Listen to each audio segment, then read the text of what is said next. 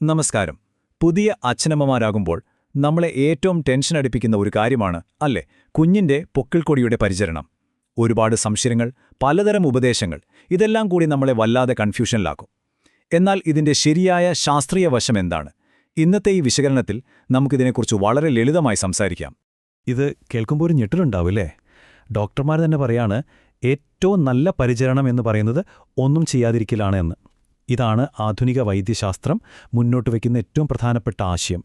സത്യം പറഞ്ഞാൽ ഒരച്ഛനോ അമ്മയോ ആയിക്കഴിഞ്ഞാൽ കുഞ്ഞിനു വേണ്ടി എന്തെങ്കിലും ചെയ്തുകൊണ്ടേയിരിക്കണം എന്നല്ലേ നമുക്ക് തോന്നുക. അപ്പോൾ ഒന്നും ചെയ്യേണ്ട, വെറുതെ നോക്കിയിരുന്നോ എന്ന് കേൾക്കുമ്പോൾ ഒരു സമാധാനക്കേട് തോന്നുന്നത് സ്വാഭാവികമാണ്. ശരി, അപ്പോൾ നമുക്ക് ആദ്യത്തെ ഭാഗത്തേക്ക് കടക്കാം. എന്തുകൊണ്ടാണ് പുതിയ പാരൻസിന് ഈ പൊക്കിൾക്കൊടിയുടെ കാര്യത്തിൽ ഇത്രയധികം ടെൻഷൻ വരുന്നതെന്ന് നോക്കാം. കാരണം സിമ്പിളാണ്. ആ ഒരു ക്ലിപ്പൊക്കെ ഇട്ട് ഉണങ്ങിത്തുടങ്ങുന്ന ആ ഒരു ഭാഗം കാണാൻ തന്നെ ഒരു ഭംഗിയില്ല അല്ലേ? ഒരു പേടി തോന്നും. അത് ഭയങ്കര സോഫ്റ്റാണ്, നമ്മൾ എന്തെങ്കിലും ചെയ്താൽ കുഞ്ഞിന് നോവുമോ വല്ല ഇൻഫെക്ഷനും വരുമോ, ഇങ്ങനെയുള്ള പേടിയും കൺഫ്യൂഷനുമാണ് എല്ലാ പ്രശ്നങ്ങൾക്കും കാരണം. ശരി, ഇനി നമുക്ക് ഏറ്റവും പ്രധാനപ്പെട്ട കാര്യത്തിലേക്ക് വരാം. എന്തുകൊണ്ടാണ് ഒന്നും ചെയ്യണ്ട എന്ന് ഡോക്ടർമാർ ആവർത്തിച്ചു പറയുന്നത്? ഇതിനു പിന്നിലുള്ളൊരു സിമ്പിൾ സയൻസ് ഉണ്ട്. അത് മനസ്സിലാക്കിയാൽ തന്നെ നിങ്ങളുടെ പകുതി ടെൻഷൻ കുറയും. അതായത് കുഞ്ഞ് വയറ്റിൽ കിടക്കുമ്പോൾ ഈ പൊക്കിൾക്കൊടിയായിരുന്നു അതിൻ്റെ ലൈഫ് ലൈൻ. ഫുഡും ഓക്സിജനും എല്ലാം കിട്ടിയിരുന്നത് ഇതിലൂടെയാണ്. പക്ഷേ കുഞ്ഞ് പുറത്തേക്ക് വന്ന നിമിഷം അതിൻ്റെ ജോലി കഴിഞ്ഞു, പെർമനൻ്റായിട്ട്. ഇനിയത് വെറുമൊരു ഡെഡ് ടിഷ്യൂ ആണ്. നമ്മുടെ ദേഹത്തൊരു മുറിവുണ്ടാകുമ്പോൾ അതിനു മുകളിലൊരു സ്കാബ് അല്ലെങ്കിൽ കരിമ്പൻ വരില്ലേ? ഏകദേശം അതുപോലെയൊന്ന്. ഈ ഒരു ഉപമ എനിക്ക് ഭയങ്കര ഇഷ്ടപ്പെട്ടു. പൊക്കിൾക്കൊടിയെ ഒരു മരത്തിൽ നിന്ന് അടർന്നുപോയ ഇലയായിട്ട് സങ്കല്പിക്കാൻ. ആ ഇലയുടെ കാര്യമെന്താ? അത് തനിയെ നിറം മാറും, ഉണങ്ങി ചുരുളും, അവസാനം കാറ്റത്ത് താഴെ വീഴും. നമ്മൾ പോയി അതിനെ പിടിച്ചു വലിക്കേണ്ട കാര്യമില്ല. അതുപോലെ തന്നെയാണിതും. ഇനി പറയാൻ പോകുന്ന രണ്ട് കാര്യങ്ങൾ ശരിക്കും ശ്രദ്ധിച്ചു കേൾക്കണം. കാരണം മോഡേൺ കോഡ് കെയറിന്റെ അടിസ്ഥാനം തന്നെ ഈ രണ്ട് പോയിന്റ്സാണ്. ഒന്നാമത്തത്, ആ പൊക്കിൾക്കൊടിയുടെ കഷ്ണം അതിന് നെർവ് എൻഡിങ്സ് ഇല്ല. അതായത് നമ്മൾ മുടിയോ നഖമോ വെട്ടുമ്പോൾ നമുക്ക് വേദനയില്ലാത്തതുപോലെ കുഞ്ഞിനും അവിടെ തൊട്ടാൽ വേദനയൊന്നും അറിയില്ല. രണ്ടാമത്തത്, ഇതാണ് ഏറ്റവും പ്രധാനം, ഉള്ളിലെ രക്തക്കുഴലുകൾ അപ്പോഴും കുഞ്ഞിന്റെ ശരീരവുമായി കണക്റ്റഡാണ്. അപ്പോൾ ആ ഭാഗത്ത് നനവുണ്ടായാൽ അപകടകാരികളായ ബാക്ടീരിയകൾക്ക് കുഞ്ഞിന്റെ രക്തത്തിലേക്ക് കടക്കാൻ അതൊരു എളുപ്പവഴിയായി മാറും. ഓക്കെ, അപ്പോൾ എന്തുകൊണ്ട് ഒന്നും ചെയ്യരുത് എന്ന് നമുക്ക് മനസ്സിലായി. ഇനി ഒന്നും ചെയ്യാതിരിക്കുക എന്നതിൻ്റെ അർത്ഥമെന്താണ്? അതെങ്ങനെയാണ് ശരിയായി ചെയ്യേണ്ടത്? ഇതാ നിങ്ങൾ വീട്ടിൽ ശ്രദ്ധിക്കേണ്ട വളരെ സിമ്പിളായ കുറച്ച് കാര്യങ്ങൾ. ഈ 5 നിയമങ്ങൾ മാത്രം ഓർത്തു വെച്ചാൽ മതി. ഒന്നുമില്ല, വളരെ എളുപ്പമാണ്. നമുക്ക് ഓരോന്നായിട്ട് നോക്കാം. ആദ്യത്തേതും ഏറ്റവും പ്രധാനപ്പെട്ടതുമായ നിയമം, അതിനെ ഉണക്കി സൂക്ഷിക്കുക. ഇതിനെയാണ് ഡ്രൈ കോഡ് കെയർ എന്ന് പറയുന്നത്. പണ്ടൊക്കെ ചിലപ്പോൾ ഹോസ്പിറ്റലിൽ നിന്ന് ആൽക്കഹോൾ സ്വാബൊക്കെ തന്നുവിടുമായിരുന്നു അത് വെച്ച് തുടയ്ക്കാൻ. പക്ഷേ ലേറ്റസ്റ്റ് സ്റ്റഡീസ് പറയുന്നത് അതിൻ്റെ ആവശ്യമില്ല എന്നാണ്. സാധാരണ നമ്മുടെ റൂമിലെ എയർ മാത്രം മതി അതിനെ ഉണക്കാൻ. ഇനി ആ പൊക്കിൾക്കൊടിയുടെ നിറം മാറുന്നത് കണ്ട് ആരും പേടിക്കണ്ട. അത് സ്വാഭാവികമാണ്. ഓരോ ദിവസവും അതിന് മാറ്റങ്ങൾ വരും. ആദ്യത്തെ 1-2 ദിവസം ഒരുതരം മഞ്ഞ കലർന്ന പച്ച നിറമായിരിക്കും. പിന്നെ അതൊന്ന് ചുരുങ്ങി ഒരു ബ്രൗൺ അല്ലെങ്കിൽ ഗ്രേ കളറാകും.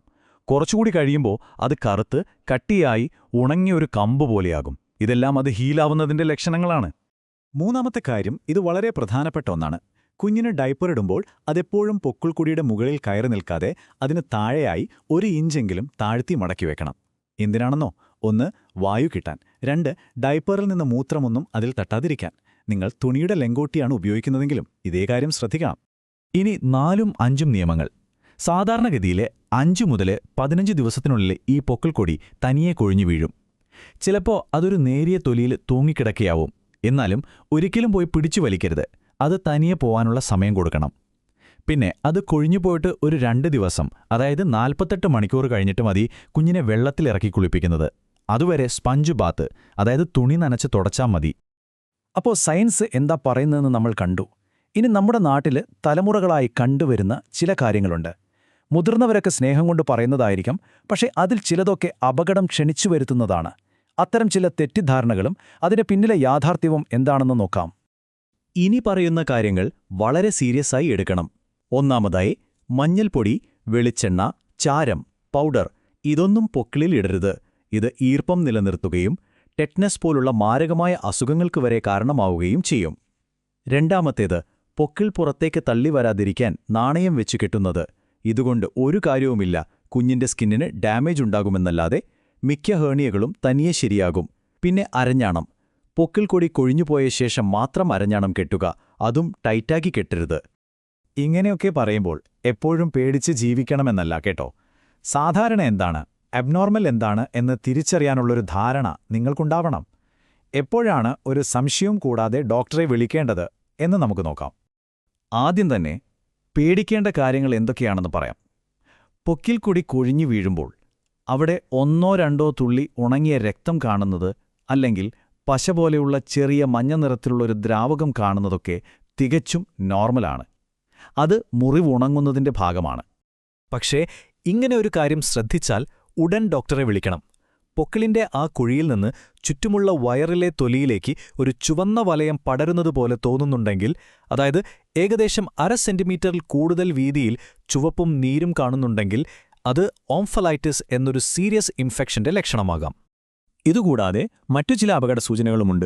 ഉദാഹരണത്തിന്, പൊക്കിളിൽ നിന്ന് ഒരു തരം ചീഞ്ഞ മണം വരിക, അല്ലെങ്കിൽ മഞ്ഞയോ പച്ചയോ നിറത്തിലുള്ള പഴുപ്പ് കാണുക, തുടച്ചാലും നിൽക്കാത്ത ബ്ലീഡിംഗ്, അതായത് തുടച്ച ഉടനെ വീണ്ടും ഒരു തുള്ളി രക്തം വരുന്നത്, പിന്നെ പൊക്കിൾക്കൊടി പോയ ശേഷവും അവിടെ ഒരു ചെറിയ പിങ്ക് നിറത്തിലുള്ള നനഞ്ഞ തടിപ്പ് ബാക്കി നിൽക്കുകയാണെങ്കിൽ. ഇതുകൂടാതെ കുഞ്ഞിന് പനിയുണ്ടെങ്കിലോ ആ ഭാഗത്ത് തൊടുമ്പോൾ കുഞ്ഞ് നിർത്താതെ കരയുന്നുണ്ടെങ്കിലോ ഇതെല്ലാം ഡോക്ടറെ കാണിക്കേണ്ട ലക്ഷണങ്ങളാണ്. അപ്പോൾ നമ്മൾ പ്രധാനപ്പെട്ട കാര്യങ്ങളെല്ലാം ചർച്ച ചെയ്തു.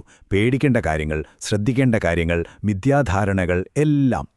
ഇനി നമുക്ക് ഈ വിശകലനത്തിന്റെ അവസാന ഭാഗത്തേക്ക് കടക്കാം. നമ്മൾ തുടങ്ങിയ ആ പ്രധാന ആശയത്തിലേക്ക് ഒന്നുകൂടി വരാം. ഈ ഒരു വാചകം മനസ്സിലുറപ്പിക്കുക.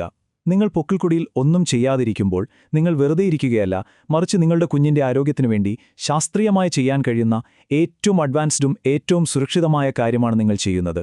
ബന്ധുക്കളിൽ നിന്നും കൂട്ടുകാരിൽ നിന്നും ഒരുപാട് ഉപദേശങ്ങൾ നിങ്ങൾക്ക് കിട്ടും. ഞങ്ങളൊക്കെ അങ്ങനെയായിരുന്നു വളർത്തിയത് എന്നൊക്കെ കേൾക്കും. പക്ഷേ നിങ്ങൾ അശാസ്ത്രീയമായ ഉപദേശങ്ങൾക്ക് മുന്നിൽ ഉറച്ചു നിൽക്കണം. ശാസ്ത്രത്തെ വിശ്വസിക്കുക. അതിലുപരി നിങ്ങളുടെ കുഞ്ഞിന്റെ ശരീരത്തെ വിശ്വസിക്കുക. അപ്പോ ഈ ശാസ്ത്രീയമായ കാര്യങ്ങളൊക്കെ മനസ്സിലാക്കി കഴിഞ്ഞപ്പോ ആദ്യം നമുക്ക് പേടി തോന്നിയ ആ ഒന്നും ചെയ്യാതിരിക്കലില്ലേ, അതുതന്നെയാണ് ഒരു രക്ഷിതാവെന്ന നിലയിൽ നിങ്ങൾക്കെടുക്കാൻ കഴിയുന്ന ഏറ്റവും പവർഫുള്ളായൊരു തീരുമാനമെന്ന് ഇപ്പോൾ തോന്നുന്നില്ലേ? നിങ്ങൾക്കിത് ധൈര്യമായി ചെയ്യാൻ സാധിക്കും.